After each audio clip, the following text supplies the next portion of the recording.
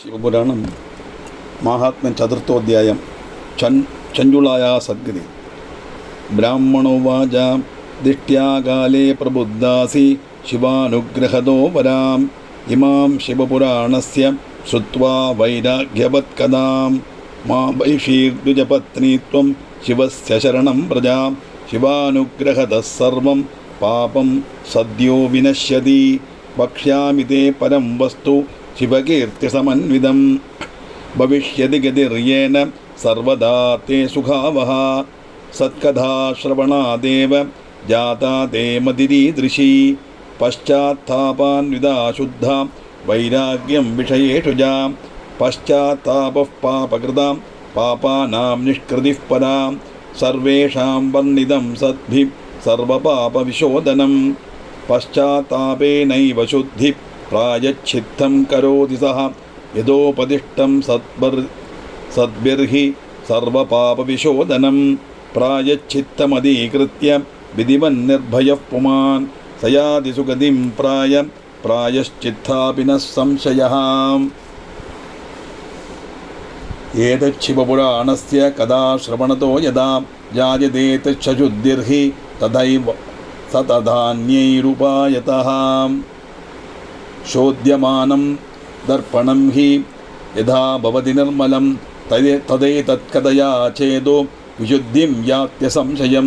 വിശുദ്ധേ ചേതസി ശിവോ നൃണാം തിഷ്ഠതി സാംബികാഃ തതോ യാതി വിശുദ്ധാത്മാ സാംബ ശംഭോഃ പരം പദം. അധഃ സർവസ്യ വർഗസ്യൈ തത്കഥാസാധനം മദം. ഏതദർദ്ധം മഹാദേവോ നിർമ്മമേ ത്വാഗ്രഹാദിതമാം. കഥയാ സിദ്ധ്യതി ധ്യാനമനയാ ഗിരിജാപദേഃ. ധ്യാനാജ്ഞാനം പരം തസ്മാത് കൈവല്യം ഭവതി ധ്രുവം. അസിദ്ധശങ്കരധ്യാനഃ കഥാമേവ ശൃണോതി യഃ സപ്രാപ്യാന്യഭവേദ്ധ്യാനം ശംഭോര്യാതി പരാം ഗതിം.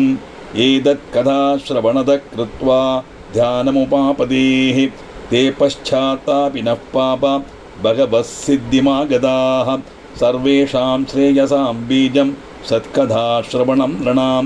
യഥാ സർവത്മസാമാരാധ്യം ഭവബന്ധഗദാപഹം. കഥാശ്രവണതഃ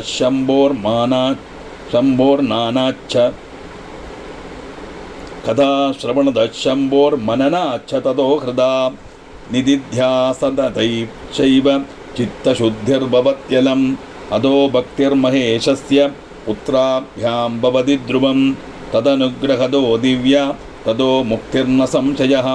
തദ്വിഹീനഃ പശുർജ്ഞേയോ മായാബന്ധനസക്തദീഃ. സംസാരബന്ധനാന്നൈവ മുക്തോ ഭവതി സദ്ധ്രുവം. അധോ ഹി ദ്വിജപത്നീത്വം വിഷയേഭ്യോ നിവൃത്തദീഃ. ശൃണു ശംഭോഃ കഥാം ചൈതാം ഭക്ത്യാ പരമപാവനീം. ശൃണ്വന്ധ്യാ സത്കഥാമേതാം ശങ്കരസ്യ പരാത്മനഃ. ശുദ്ധമിഷ്യേതി ചേതസ്തേ തതോ മുക്തിമവാപ്സ്യസി. ധ്യായതഃ ശിവപാദാബ്ജം ചേതസാ നിർമ്മലേന വൈ. ഏകേന ജന്മദാ മുക്തിഃ സത്യം സത്യം വദാമ്യഹം. സൂതോവാച ഇത്യുക്ത്വാ സാദ്വിജവരോ വരശ്ശൈവ കൃപാദ്രദീഃ. തൂഷ്ണീം ബഭൂവ ശുദ്ധാത്മാ ശിവധ്യാനപരായണഃ. അത ബിന്ദുകപത്നീ സാ ചഞ്ചുളാഹ്വാ പ്രസന്നദീഃ. ഇത്യുക്ത്വാ തേന വിപ്രേണ സമാസീത് ബാഷ്പലോചനാ. പാപാതാരം ദ്വിജേന്ദ്രസ്യ പാദയോസ്തസ്യ ഹൃഷ്ടദീഃ. ചഞ്ചുളാശാഞ്ജലിഃ സാ ച കൃതാർത്ഥാസ്മീത്യഭാഷ്യതാ.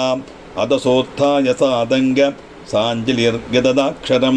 തമുവാച മഹാശൈവം ദ്വിജം വൈരാഗ്യയുക്സുദീഃ. ചഞ്ചുളോവാച ബ്രഹ്മച്ഛൈവ വരസ്വാമിൻ ധന്യസ്ത്വം പരമാദൃഗേ. പരോപകാരനിരതോ വർണ്ണനീയഃ സുസാദുഷു. ഉദ്ധരോദ്ധരമാം സാധോ പതന്തീം നരകാർണവേ. ശ്രുത്വായാം സുഗതാം ശൈവി പുരാണാർത്ഥവിജൃംഭിതാം. വിരക്തധീരഹം ജാതാ വിഷയേഭ്യശ്ച സർവദഃ. സുശ്രദ്ധാ മഹതീഹ്യേതത് പുരാണശ്രവണേതുനാ. സൂതോവാച ഇത്യുക്ത്വാ സാഞ്ജലിഃ സാ വൈ സംപ്രാപ്യ തദനുഗ്രഹം. തത്പുരാണം ശ്രോതുകാമോതിഷ്ഠ തൽസേവനേ സദാ അതശൈവ പരോ വിപ്രസ്തസ്മിന്നേവ സ്ഥലേ സുധീഃ സത്കഥാം ശ്രാവയാമാസ തത്പുരാണസ്യ താം സ്ത്രിയം ഇത്തം തസ്മിൻ മഹാക്ഷേത്രേ തസ്മാത് ദേവദ്വിജോത്തമാത് കഥാം ശിവപുരാണസ്യ സാ ശുശ്രാവമഹോത്തമാം.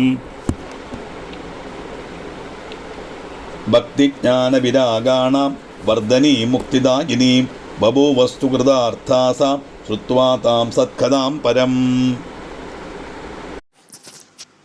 സദ്ഗുരോസ്തസ്യ കൃപയാ ശുദ്ധചിത്താ ച സാധൃതം ശിവാനുഗ്രഹതഃ ശംഭോ രൂപധ്യാനമവാപഃ.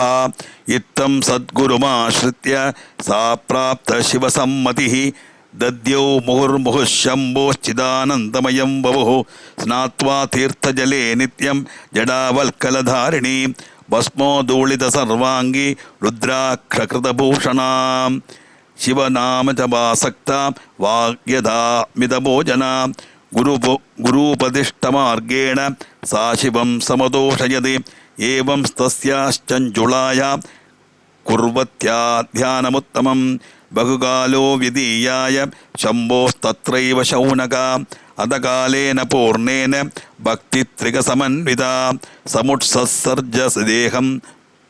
സമുത്സത്സർജദേഹം സമാനായാസേന ചഞ്ചുളാം സ്വമനായാസേന ചഞ്ചുളാം വിമാനം ദ്രുതമായാന്തം പ്രേഷിതം ത്രിപുരാണിനാം ദിവ്യം സ്വഗണസംയുക്തം നാനാശോഭാസമന്വിതം അത തത്ര സമാരൂഢാം മഹേശാനുചരൈർവരൈഃ നീതാ ശിവപുരീം സദ്യോ ദുസ്തസർവമലാചസാ ദിവ്യരൂപധരാ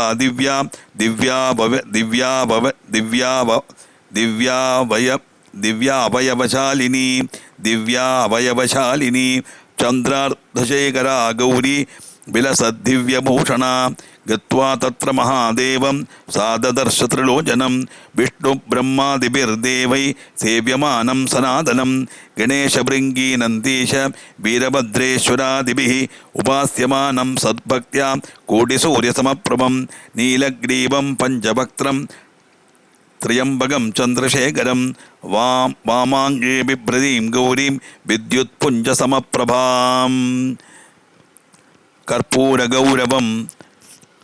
കർപ്പൂരഗൗരം ഗൗരീശം സർവാലങ്കാരധാരിണം സിതഭസ്മലസന്ദേഹം സിതവസ്ത്രം മഹോജ്വലം ദൃഷ്ട്വൈവം ശങ്കരം നാരി സാമുമോദാതി ചഞ്ചുളാ സുസംഭ്രമാൻ മഹാപ്രീത പ്രണനാമ പുനഃ പുനഃ സാഞ്ജലി സാ മുദാ പ്രേംണ സന്തുഷ്ടാ ച വിനീതകാ അനന്താശ്രുജലൈര്യുക്ത രോമഹർഷസമന്വിത അദസാ വൈ കരുണയാ പാർവത്യാ ശങ്കരേണ ച സമാനീതോപകണ്ഠം ഹി സുദൃഷ്ട്യാ ച വിലോകിതാ പാർവത്യാ സാ കൃതാ പ്രീത്യാ സുസഖീ ദിവ്യരൂപിണീ ദിവ്യസൗഖ്യാന്വിതാ തത്ര ചഞ്ജുളാ ബിന്ദുകപ്രിയാ തസ്മിൻ ലോകേ പരാനന്ദഘനജ്യോതിഷി ശാശ്വതേ ലബ്ധ്വാ നിവാസമചലം ശ്ലേബേ സുഖമനാഹതം. ഇത് ശ്രീ സ്കാന്ദപുരാണേ ശിവപുരാണമാഹാത്മ്യേ ചഞ്ജുളാ സദ്ഗതി വർണ്ണനം നാമ ചതുർത്ഥോധ്യായഃ.